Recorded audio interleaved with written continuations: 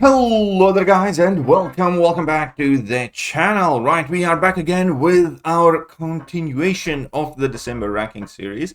So far we have ranked 2023 champions, all 6 classes according to their relative strength, mutant, tech and skill top 10 champions. That means we have the 3 strongest classes remaining, which is going to be Mystic today.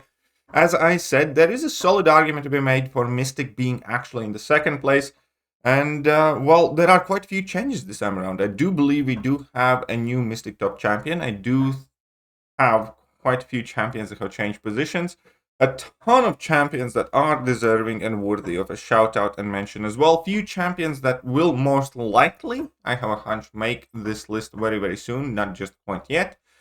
And just the mandatory reminder, guys, this is a list of my own opinions and mixture of current game relevance and trends. We all play the game differently. We care about different things, game modes, mastery setups, different levels of commitment and different skill levels and everything else that separates us. That's why we're unique, and we are. And there are no two single people in the world that look at everything exactly the same. So some of the choices that I make, might seem a bit odd to you. Some of the choices that you guys suggest might seem extremely crazy to me. So there will always be some level of disconnect based on multitude of different things. So do not get agitated if I don't see the game exactly the same way, because I would never expect you to see everything the way I do. If you have suggestions or good things to point out, please feel welcome to do so in the comment section. You are also free to post your own top 10 rankings. But we need to get the meat and bones of the stuff. So let's start with the old Mystic top 10, which was number 1 was Dr. Doom, number 2 Tigra, 3 Absorbing Man, 4 Rintra, 5 Longshot, 6 Juggernaut, 7 The Hood, 8 was split in between Diablo and Claire, 9th was SpiderMan Supreme, and 10th was America Chavez, because it was relatively fresh after her buff. So that clearly has changed now, in my opinion. Right, so let's jump to the list of champions that, well, didn't quite make it up here. Champions that definitely we need to mention, and we're going to start with Claire. And Claire just isn't up there anymore. She's cool, she's very great for like lower tier questing, and I agree with it. But as I have explained multiple times in the past, ultimately, every top champion that we're going to be talking about in this video is going to be great for questing and a bunch of other random stuff. What gives champions the most amount of value from a competitive standpoint is how they perform in Alliance War and in Battlegrounds specifically. Because whichever champions you rank up for Alliance War or Battlegrounds will also do great for KVQ, for instance.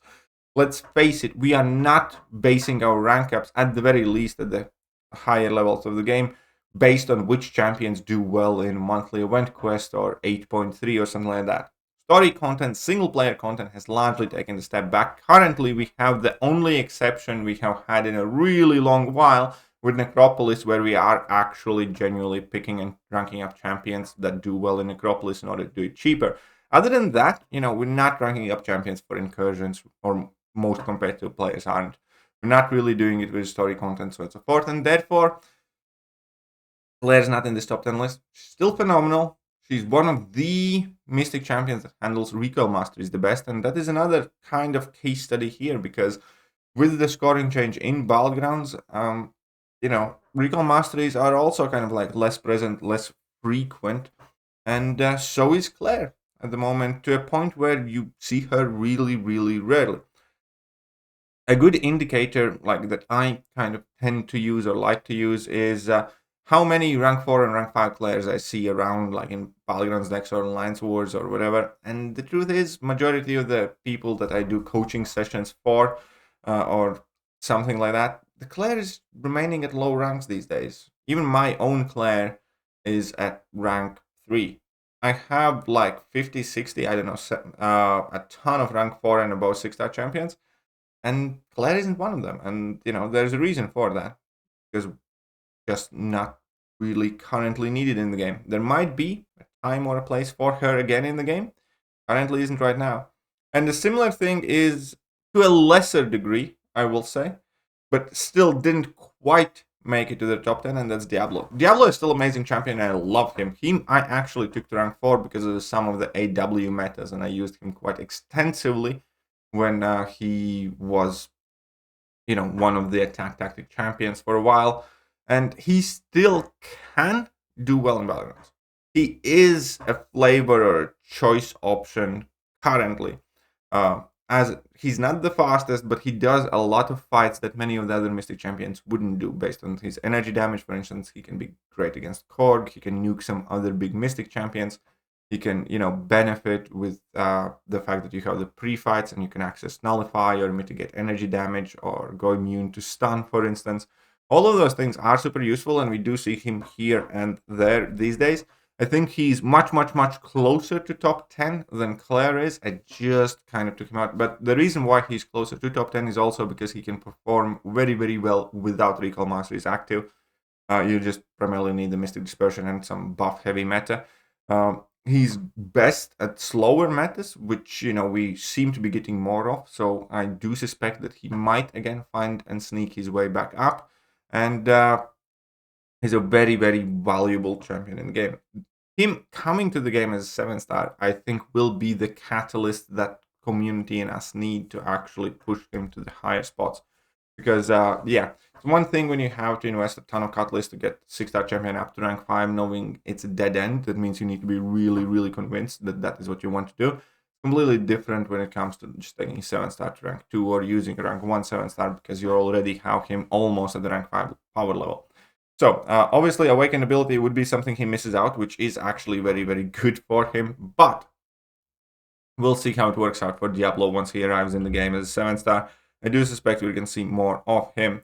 Another champion that doesn't quite make the list, but is worth mentioning, is Ebony Maw. I do still think he's offensively underrated, and having been out as a 7-star, we do see him more frequently in Battlegrounds, primarily as a defender, though. And we have Sigil Witch, again, out as a 7-star, but unfortunately for her, we're going to have to wait like 7 months still until we get her as a 7-star, because Kabam decided to double the time that we need to have the Sigil in order to have access to her. We do still see her from time to time as well in Alliance War and in Battlegrounds. There is some unpredictability to her gameplay, but ultimately she can thrive in some very difficult conditions, for sure. A champion that has taken some step back as more and more people learn how to fight him, that's one. And number 2, as Science class has been dominating, is Spider-Man Supreme. He's a solid dual-purpose champion, but he's one of those champions where if you have a counter, he's going to go down like 25 seconds. And if you know exactly what to do, how to combat him, or have the perfect counter, he's, absolutely useless in defense. Offensively, he can be quite capable and powerful. But again, it's one of those things where it requires an investment of players, and I don't think he just came out in a good time where he's not available as a 7-star. He was one of the latter champions that's only out as a 6-star exclusively, and not too many people got super familiar with him by the time we were kind of switching to the 7-stars, I'd say.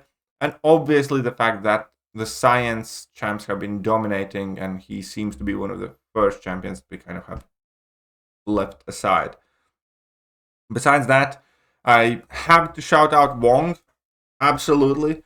Wong all the time. My biggest critique about Wong was his long ramp up, and ultimately he was the homeless man of MCOC right next to Proxima and a handful of other champions, because there was not a single piece of content where he actually excelled and shined. He was always a solid, decent-ish defender, but offensively there was just not much of what we wanted him to do, and therefore we never, really got engaged with the champion as a community too much. He was cool for longer fights, but that wasn't, again, what we need. Obviously, Necropolis has given him some new life, and with people ranking him up for Necropolis, shout out to Normax. He's been doing some crazy stuff with Wong. I think he also did a fully itemless path with Wong, which is absolutely insane. So definitely Wong has proved his prowess there. But ultimately, just being good in Necropolis doesn't land you on these lists either.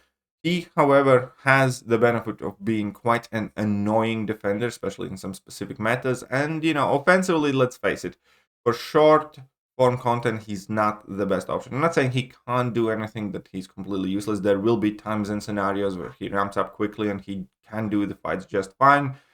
But I still think Kabam made a mistake having him get 3 stacks of each spell for the ramp up. I think he would be vastly more powerful if he would scale with 2 of each spells. Therefore, his ramp up would be like 50% faster, and he would actually be more viable for, you know, shorter form content, and he'd be way more popular. But he's definitely getting some love, and who knows, maybe with more and more people taking him to rank 2, we can see more of him. Another champion that doesn't make top 10 is Wiccan. I think Wiccan is great. There are a ton of things that I like about him. He's becoming more popular as a 7-star as people are ranking him up. He can do some cool things in Necropolis. He can do some cool things in other game modes and also in some of the Battlegrounds metas. Ultimately, the Wiccan's biggest downfall is still Kabam's desire to make him an absolute noodle. His health pool is pathetic. He has a negative 1000 plus physical resistance. And yeah, any damage you take with him, you feel it. Any block damage, parry damage, you know, miss the parry or just get smacked in the face 1 or 2 times, and you feel it. If he was even marginally more chunky and decent on base stats, he would be a very popular champion. The way he is right now, you know, it does hold him back. Unquestionable.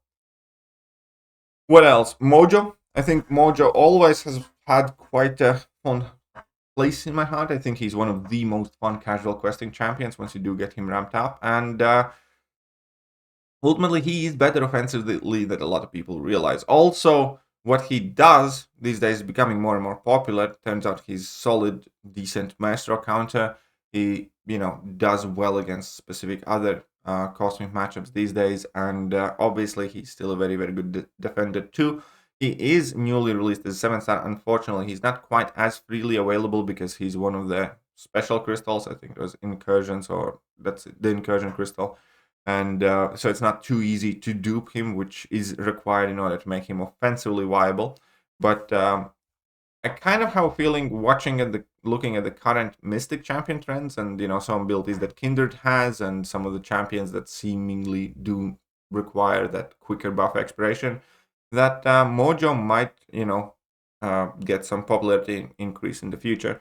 Some other solid shoutouts. Mordo is still around, and I cannot believe I say this. Torgen Foster. Torgen Foster, here's the thing. She sucks, but she doesn't. She's awful, but she's good. And if you are somebody that's willing to parry heavy a lot, and if you are willing to try your hand with Torgen Foster, you can check out the showcase on my channel with the 6-star rank 5 Ascended. The thing is, she matches up extremely well with a ton of champions, and she does have some of the best matchup listings in the game, pretty much, which is ridiculous. I know it's stupid, but it is what it is. She could be faster. I still think her buff did her dirty. I don't like the champion at all. But the guaranteed crits on parry heavy and a few other things in her kit, you know, just make her viable for a lot of BG fights. But ultimately, like, I mean, come on. Oh, Jen Foster, God, I hate the fact that she's kind of okay. Whatever. Right, let's actually jump into the top 10 then. And let's start with spot number 10, Longshot. Longshot, I will admit my mistake.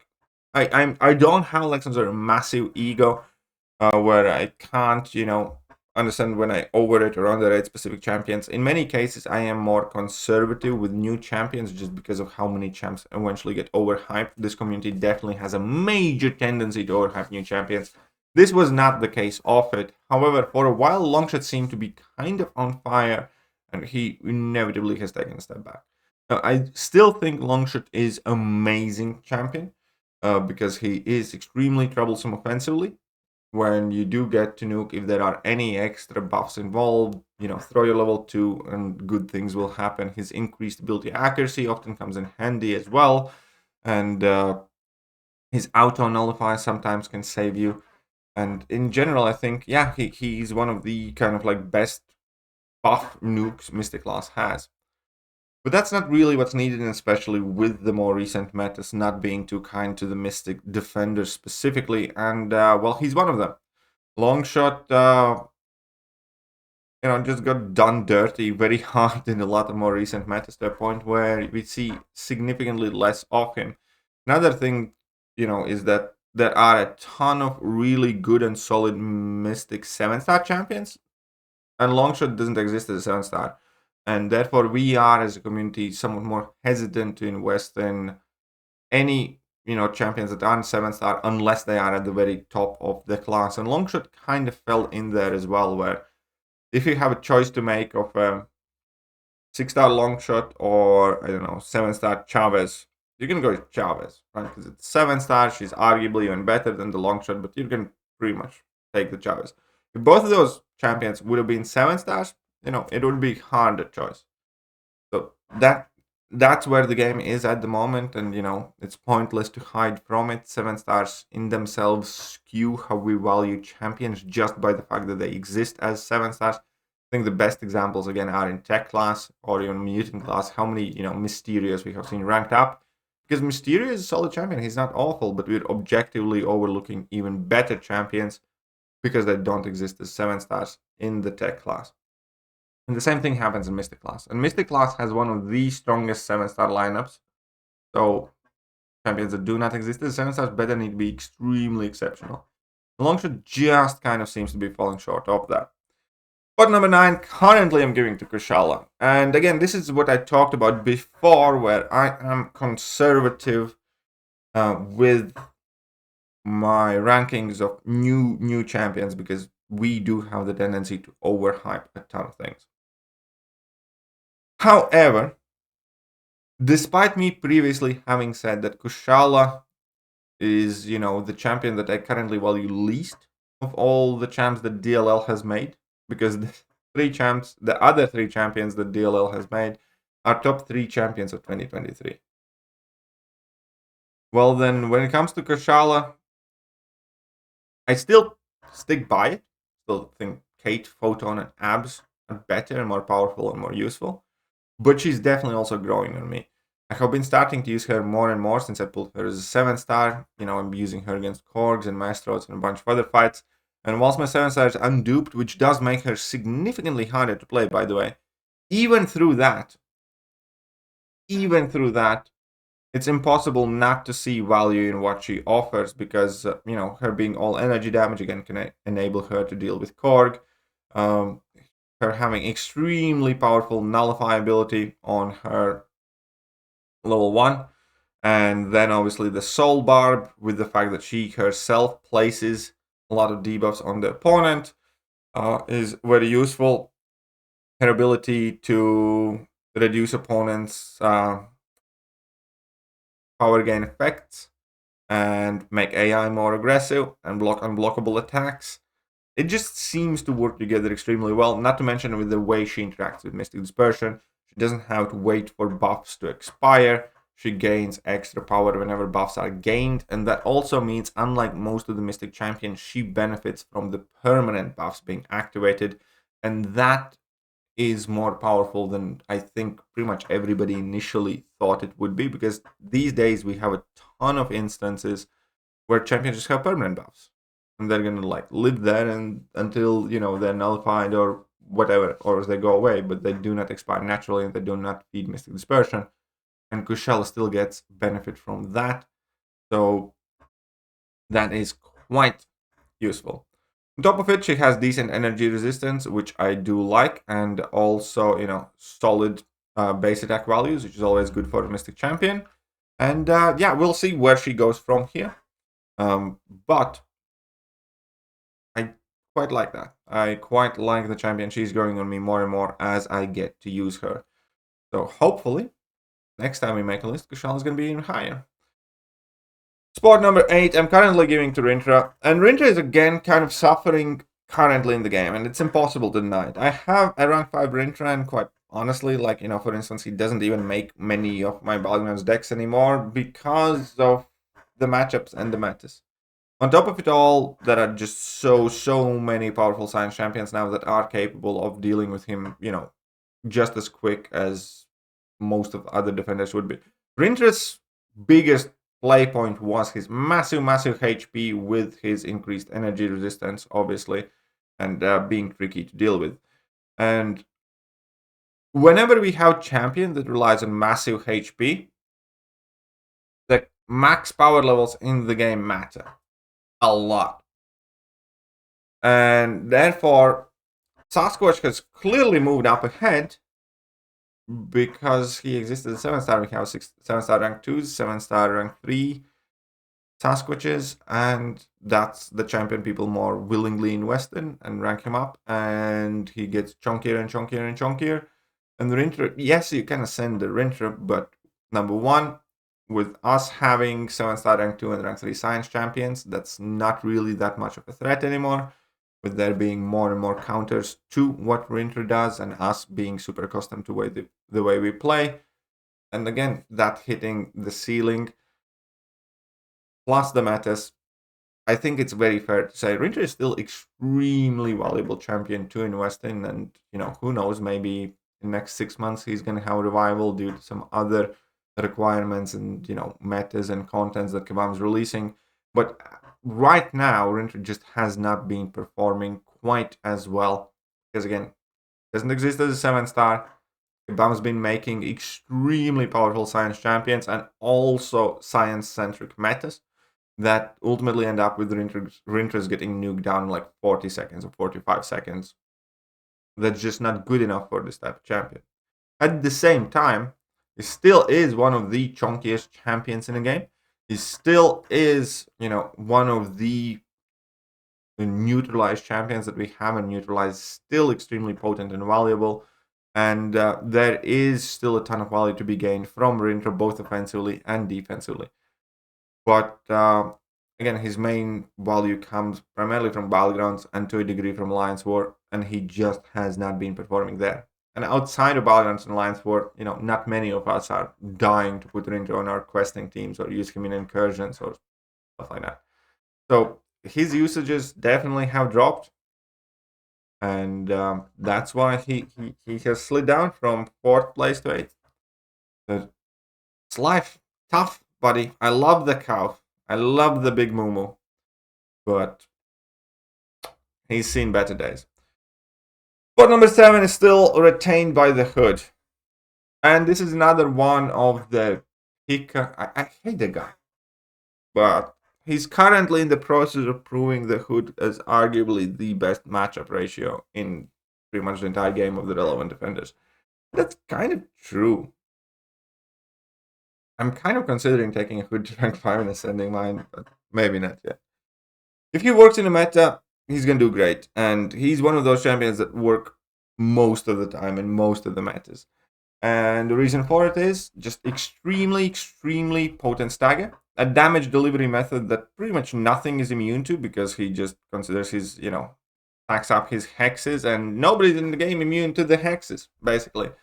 And his invisibility also can be used as an alternate ways to find openings. His level 2 is significantly more powerful than a lot of people realize, because Fate Seal also reduces opponent's ability accuracy by 65%, and that is all ability accuracy. That's effectively like having Archangel with like 2 neurotoxins on opponent at all times, and you can maintain that Fate Seal on the opponent.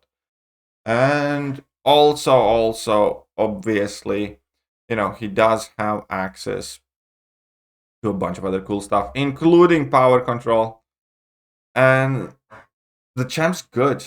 Like, he really is. He's one of those champions I really wish I picked up sooner, or even right now, but I just don't seem to find a way or a specific reason or like the final bit of motivation. But he's scary. And if I'm going up against somebody who is a good Hood player, because there is a certain level of skill required to use this champion well, he's often getting banned even as a 6-star ascended, or you have to respect him. He's good against Maestro, for instance, now that's newly released, and he's good against random Korgs and Fams and just so many champions you wouldn't necessarily think that he can do. He can. I do have some Hood showcases on my channel. You guys are free to check it out by one of the best Hood players that I personally know. And I do believe we're having a new Hood showcase soon on the channel with 6-star rank 5 ascended Hood to kind of further prove the ranking and possibly even push him further up, because man's good. Man's very, very good. Point number 6, I'm leaving Sasquatch. And I said this list is primarily offensively focused, and I mean it. Sasquatch, I think, is not only the top or top 3 defender in the entire game at the moment by being the chunkiest, healthiest thing that you can possibly own, because he does have the biggest health pool in the game, and he does exist as a 7-star, and he does have damage mitigation abilities in his kit. So even when you do have counter to Sasquatch, it can often take, decently longer than most other champions would bring down. He's also showing his prowess offensively more and more and more and more. And I know that because I personally love to do that in Battlegrounds now, to draft Sasquatch and then use him to nuke random Gallons or Maestros or a whole bunch of other champions. He does have access to Stagger, which is not quite as great because you are forced to, use heavy attacks instead of kind of like full combos for the ramp, but it still functions fine enough. And that is one of the best things that give him value, because he's a massive defensive threat that opponent is absolutely forced to draft against, because if they don't, they just lose the round. And then you can turn around and use the champion offensively, and that is one of the most powerful things that you can have. Needless to say, defenders in general are some of the safest investments in the game if they are some of the top defenders that you would main in pretty much every meta, because you're going to get constant use out of them. But yeah, for this time around, for this placement specifically, I did want to focus on, his offensive capabilities, which people have kind of slept and underrated for quite a while. So I've done a ton of amazing Sasquatch fights, like Sasquatch against Rintra, or again, ton of different cosmic champions, any meta where, you can stagger some buffs as well. The man's been putting in some work. I'm actually hoping to get a rank 3 Sasquatch showcase for offensive purposes very soon on the channel, so you guys know exactly what I'm talking about. But ultimately, yeah, Sasquatch's stock has clearly remained and went up.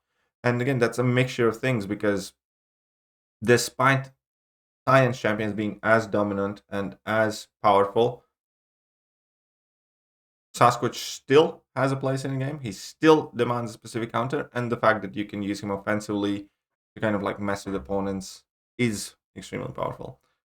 Obviously, great for Alliance War defense as well. Not necessarily similar to Rintra, not necessarily a champion you will bring in your questing team to do some offensive stuff outside of Battlegrounds, but he's clearly capable, and I wanted to acknowledge that. So, spot number 6, Sasquatch, and champion that currently, honestly, like American Chavez, I have to be like, out of every single one of my 7-star champions that I have pulled, I have gotten the most value out of Chavez. For sure, bar none. She can be a crazy good defender, and she also demands respect on defense, because, yeah, okay, she can get countered, and there are champions that can nuke her.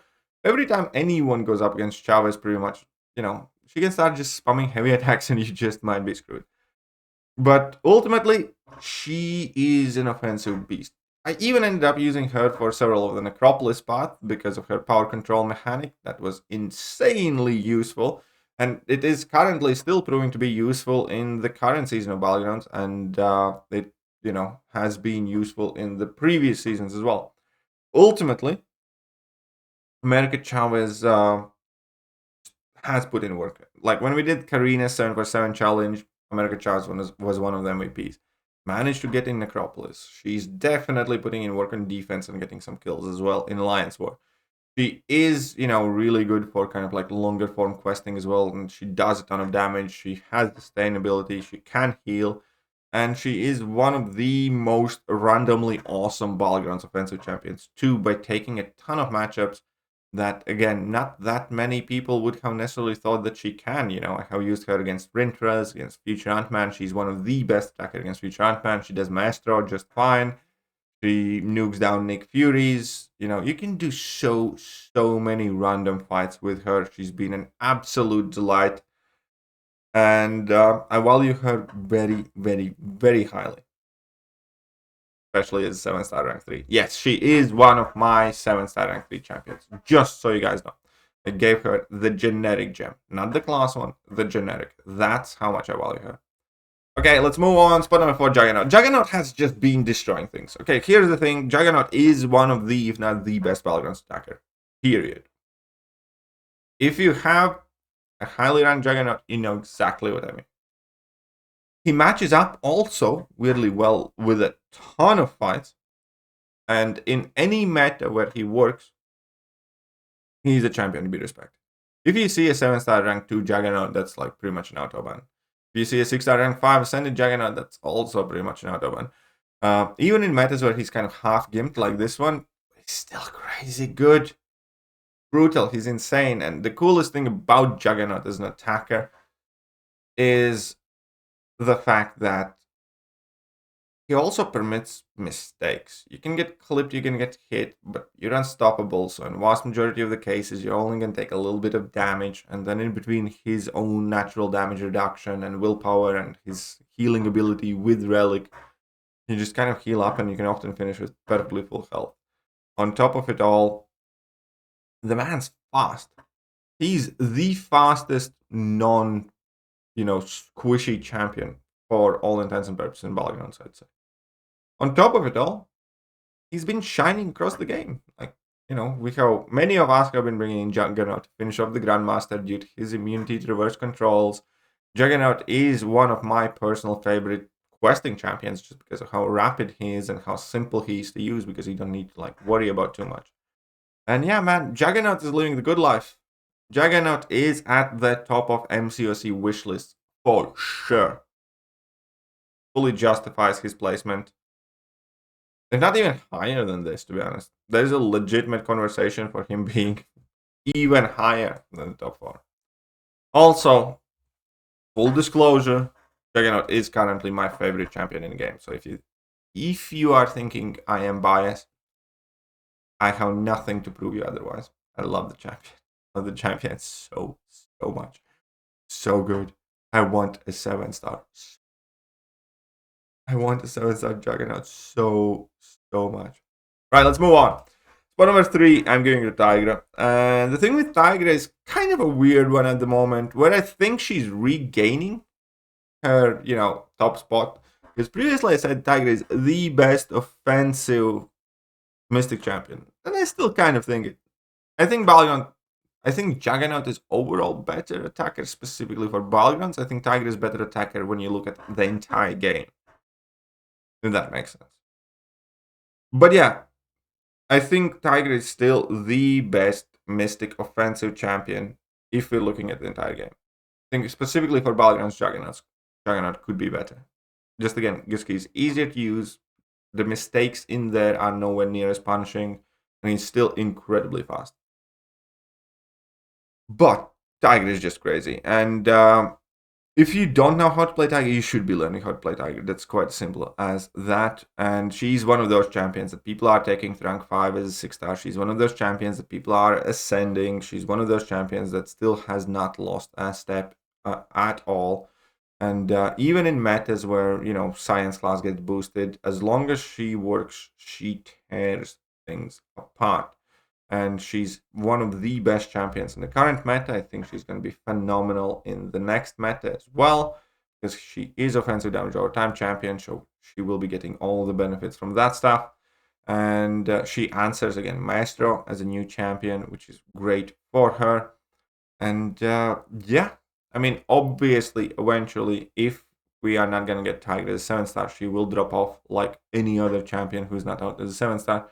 But as of right now, definitely flying high, definitely incredibly powerful, and she, has not really lost much.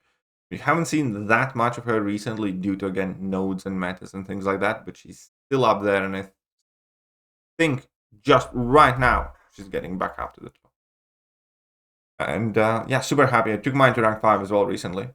Right, let's move on to Dr. Doom. Dr. Doom has been dethroned, and there is an argument for him going even lower couple of spots. Yeah, I think anyone in top 5 has an argument of being above Dr. Doom. I didn't want to be too harsh to begin with, because Dr. Doom is overall the best Mystic champion for everything said Battlegrounds. And I have praised this champion for years. Came out in 2019, so for the last 3.5 years, I have had nothing but the praise for Dr. Doom. It is impossible to ignore, however, that he is losing his relevancy and popularity because of Battlegrounds, and most specifically because of how his dual-purpose champion status is kind of wavering to a point. See, even when Battlegrounds came, even though Dr. Doom was not the fastest Battlegrounds champion, offensively, still did incredibly fine. And again, everywhere else outside of Battlegrounds, he still does insanely well. Look, he can put in work in Necropolis. He's one of the safest Alliance War champions to bring in. He's going to be always useful for a ton of bosses and questing situations and challenge type content for sure. Battlegrounds is the thing that kind of lets him down a bit. And the reason for it is, number one, we have received a ton of incredibly powerful science champions that just run through him. And while ultimately he has the best stats in the game, like pretty much, health pool is not one of them.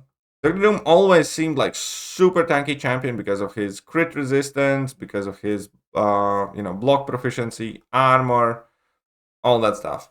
But health pool is not one of them. And Kabam knows exactly what they're doing. Because Dr. Doom has been so popular when science champions are coming out, they for most part has this, do this smash Doom test that I feel like they have been doing at Kabam. And it shows.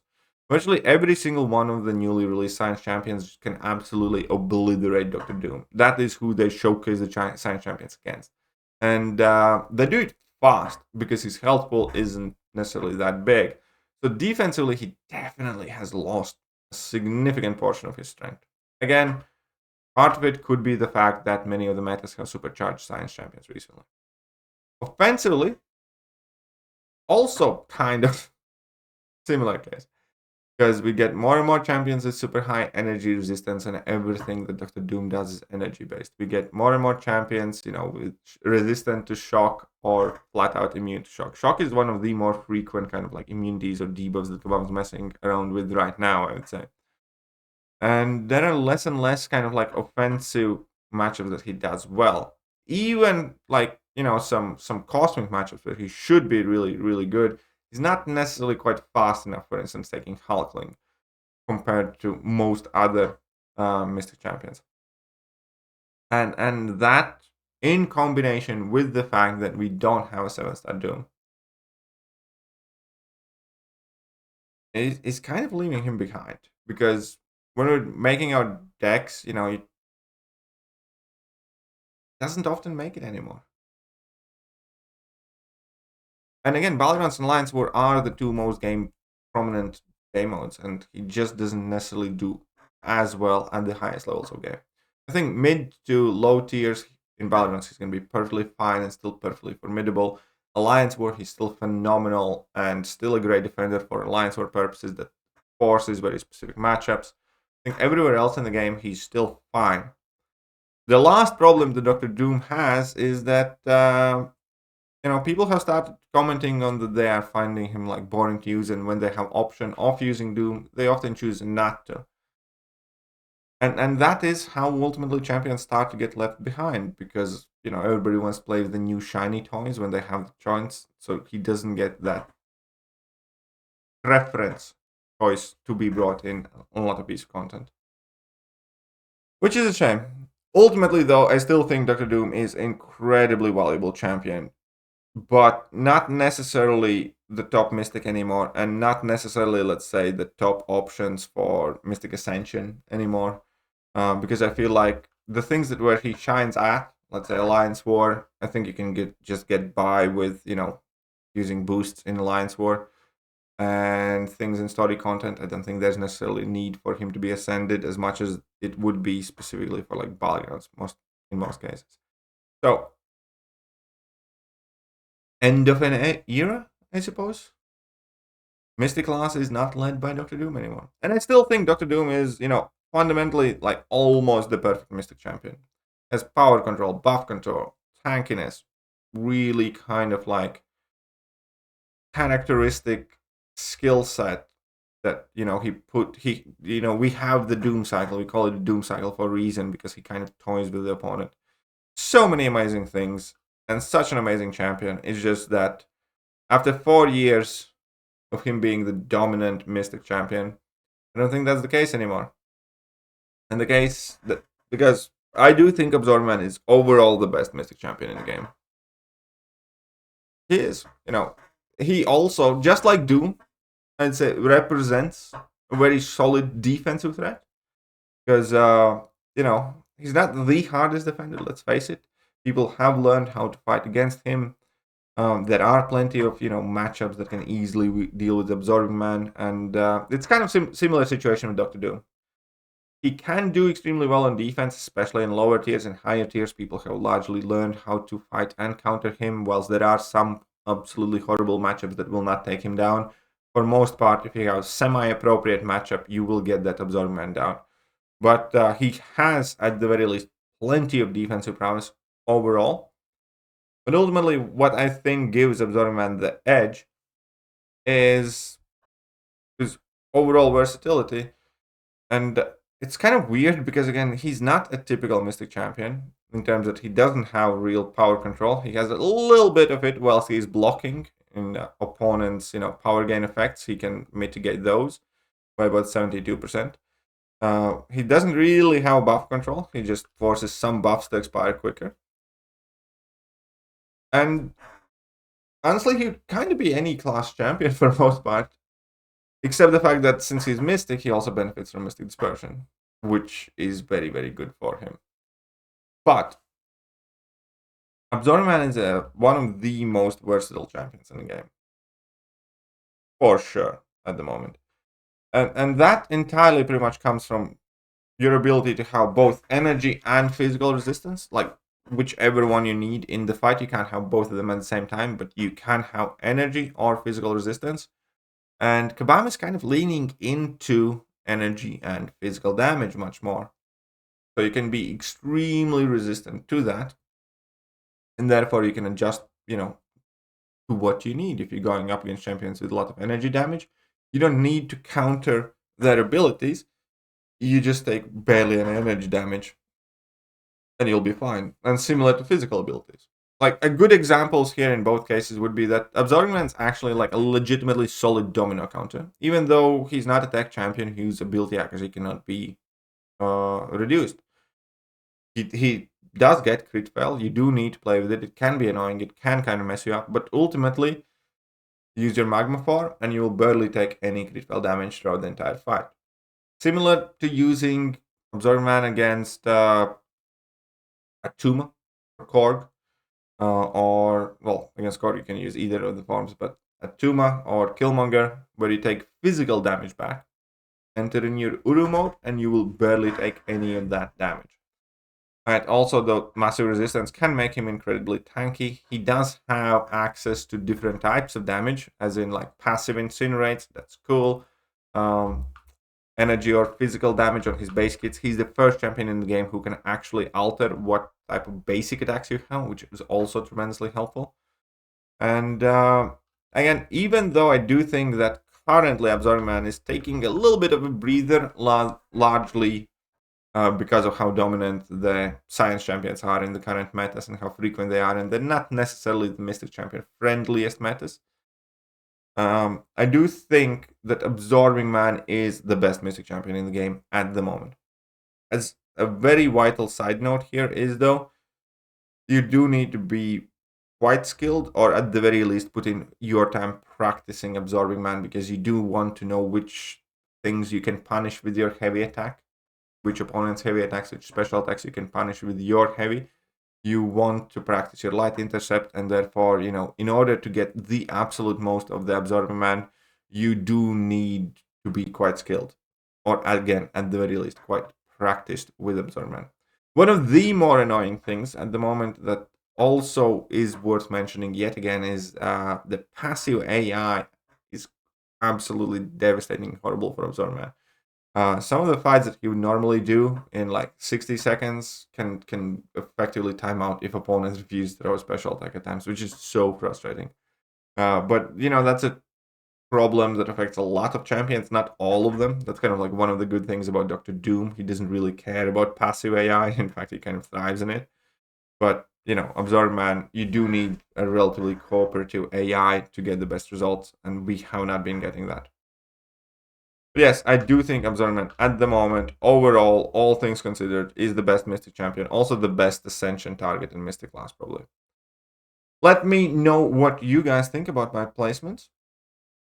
And we can compare them again. So, this is the new Mystic top, opposed to the old one. And we can clearly see some changes. But yeah, the new Mystic top 10, in my opinion, is SpiderMan, Dr. Doom, Tigra, Juggernaut, America Chavez, Sasquatch, the Hood, Rinter, Kushala, Longshot. Let me know what you guys think about the list, and I will catch you guys soon. Bye-bye.